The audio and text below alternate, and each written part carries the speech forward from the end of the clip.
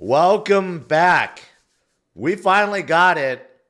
We have our Bitcoin reserve.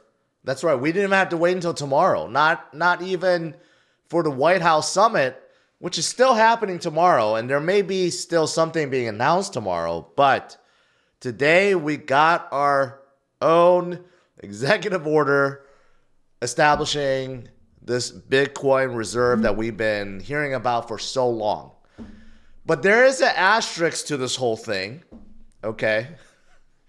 And that is why some of you guys may be wondering, if we got our Bitcoin reserve, why did Bitcoin go down? If you look at it, this right before, we were like hovering around 90. Bitcoin reserve came out, 91. And then boom, we dropped all the way down to 84. And now we're kind of hovering around 88. So obviously this looks like we're doing a V-shaped recovery. So, this could be due to a couple of things. Number one, the whales, again, doing their thing, trying to make people scared into thinking this is not a good thing. And, they caused a whole lot of longs to get liquidated, and now they're buying back. So we could be back in the 90s in no time. That could be number one. Number two, some people are not that excited about what was signed. Okay, that asterisk I'm talking about. So, what is that asterisk?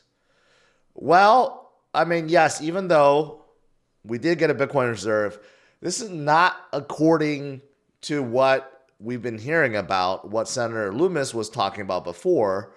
And what about that crypto reserve, right? What about everything outside of Bitcoin, including Sol, XRP, Cardano, right? What happened to them? Well, David Sachs actually broke the news today.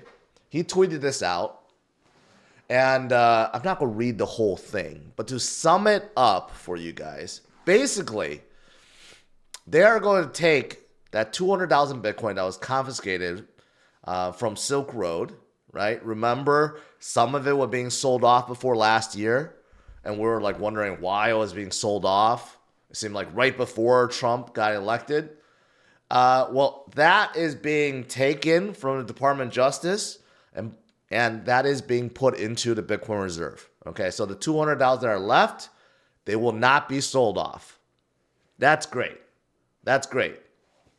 Now, in addition, the task force, or I don't know the task force, but like the Treasury Secretary and Commerce Secretary, they are authorized to develop the budget-neutral strategy for acquiring more Bitcoin, provided that those strategies have no incremental cost on taxpayers.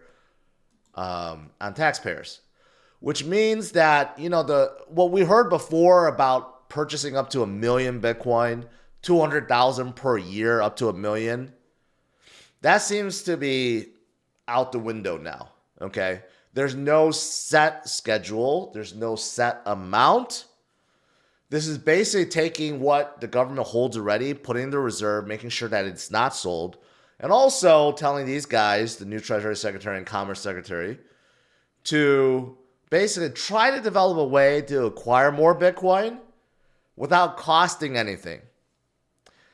That's going to be hard. I don't know how they're going to do it, right?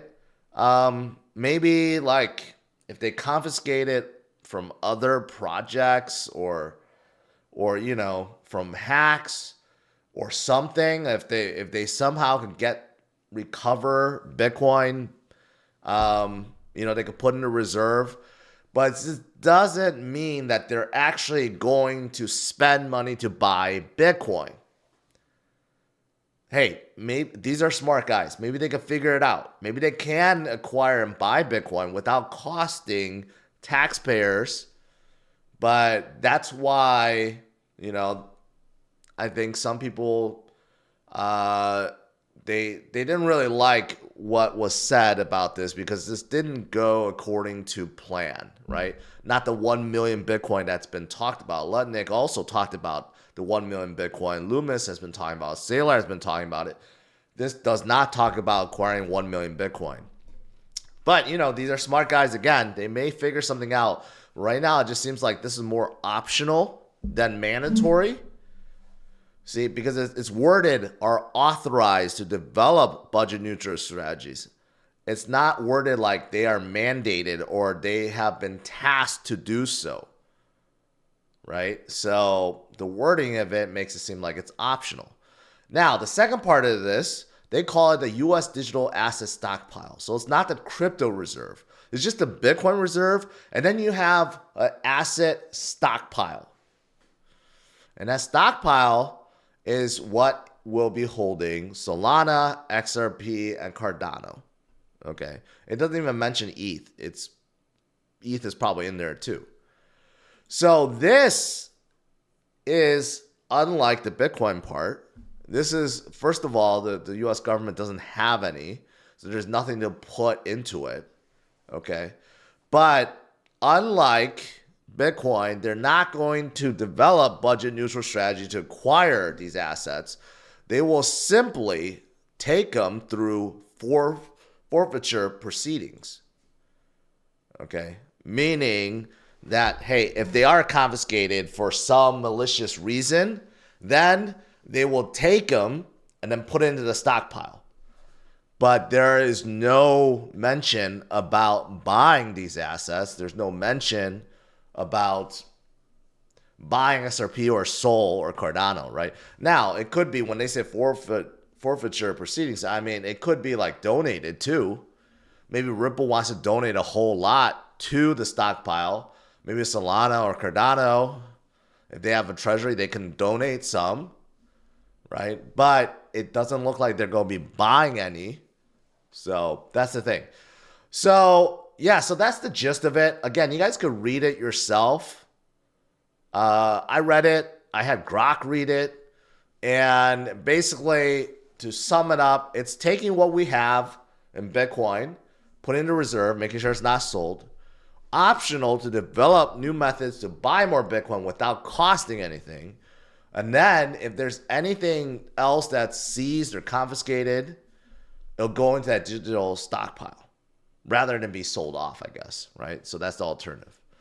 Yeah, so that was announced. So that's why we had this happen, right? Again, it could be whale games because ultimately this is better than nothing. Remember, we had nothing before. All previous cycles, we didn't have anything like this before, okay? So this is still better than nothing. So it doesn't really warrant this huge drop. So again, a lot of it could just be to whale games and market manipulation, trying to make people think this is really bad. And then there's probably also, there are probably some people that think, well, this could have been better, right? I actually thought it could have been better. But, you know, this is the very first phase. There could be more announced. Remember, tomorrow's the White House summit. There could be more being announced tomorrow, like the capital gains tax thing that we've been talking about. Maybe that's removed. That's just as big. So this might not be all. This might not be all. Right? And then there's other things that happened today. You know, all this tariff news. It seems like, again, some of the tariffs for Canadian goods, Mexican goods will be postponed until April now, right? It was postponed already for 30 days. Now they're going to postpone it for another 30 days. So markets will probably like this too. And also this morning I covered about the layoffs from last month and how more than a third of that was from Doge. So Trump actually now is saying, hey, with Doge layoffs, let's not do a hatchet job where we're just like cutting everyone out.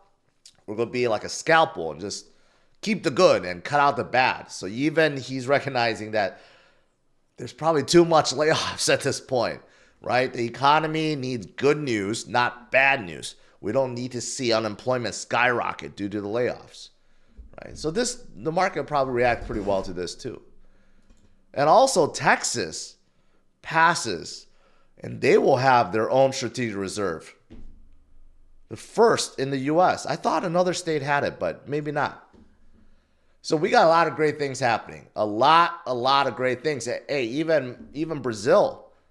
Brazil says they could allocate 10% of their cash to Bitcoin. And something else big too for SUI. Remember, I've been talking a lot about SUI. SUI jumped up quite a lot today because SUI partnered up with a DeFi protocol, World Liberty Financials, that's loosely associated with Trump. Okay. And this is good overall. You know, SUI is one of the ones I backed. And I said that could be in that crypto reserve. Well, this is something else that happened, and that's great, you know. But overall, look at this map. All the US-based crypto projects, I think they're going to do very well this year. Very, very well this year. Okay, and tomorrow we could be seeing something big. Even bigger than the Bitcoin reserve. So stay tuned. All right, I'll see you guys tomorrow. My voice, as you can hear, still not back. Hopefully it's better tomorrow. I'll see you guys tomorrow morning, 8:30 a.m. Central Standard Time. All right? Have a good one, guys. Take care, and let's see if Bitcoin recovers right back up to the 90s by tomorrow. All right, bye-bye.